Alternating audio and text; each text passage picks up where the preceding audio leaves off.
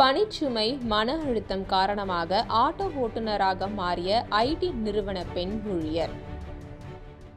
பெங்களூருவை சேர்ந்த முன்னணி தகவல் தொழில்நுட்ப நிறுவன பெண் மேலாளர் ஒருவர் தற்போது ஆட்டோ ஓட்டுநராக பணியாற்றி வருகிறார். கேரளாவை பூர்வீகமாக கொண்ட பெண் தொழிலதிபர் நெஸ்ரின் மித்லாஜ். ஐக்கிய அரபு அமீரகத்தின் துபாயை மையமாக கொண்டு அவர் பல்வேறு நிறுவனங்களை நடத்தி வருகிறார். அண்மையில் கர்நாடகா தலைநகர் பெங்களூருவுக்கு சென்ற அவர் ஒரு ஆட்டோவில் பயணம் செய்தார். ஆட்டோவை ஓட்டிய இளம்பெண்ணின் நடை, உடை, பாவனை, தெளிவான ஆங்கில உச்சரிப்பை பார்த்து வியந்த தொழிலதிபர் மித்லாஜ் அந்த பெண்ணை குறித்து விசாரித்தார். அப்போது பெங்களூருவின் முன்னணி தகவல் தொழில்நுட்ப நிறுவனத்தில் சுமார் 9 ஆண்டுகள் அந்த பெண் மேலாளராக பணியாற்றி இருப்பதை அறிந்து ஆச்சரியத்தில் உறைந்தார்.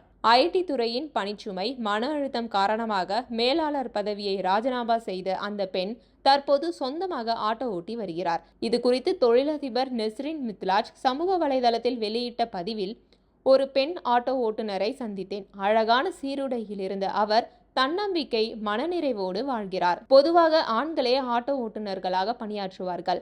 இந்த துறையில் நீங்கள் நுழைந்தது ஏன் என்று கேள்வி எழுப்பினேன். அதற்கு அந்த பெண் அளித்த பதில் என்னை ஆச்சரியத்தில் ஆழ்த்தியது. 9 ஆண்டுகள் ஐடி நிறுவனத்தில் மேலாளராக பணியாற்றினேன். அழுத்தம், மன உளைச்சல், பதற்றமான மனநிலை காரணமாக அந்த பணியை துறந்துவிட்டேன் என்று பெண் ஆட்டோ ஓட்டுநர் கூறினார். தற்போது அவர் சொந்தமாக ஆட்டோ வாங்கி ஓட்டுகிறார். மாதம் சுமார் 60,000 ரூபாய் ஈட்டுகிறார். இந்த பணியில் அவர் மகிழ்ச்சியாக வாழ்கிறார் என்று அவர் தெரிவித்துள்ளார்.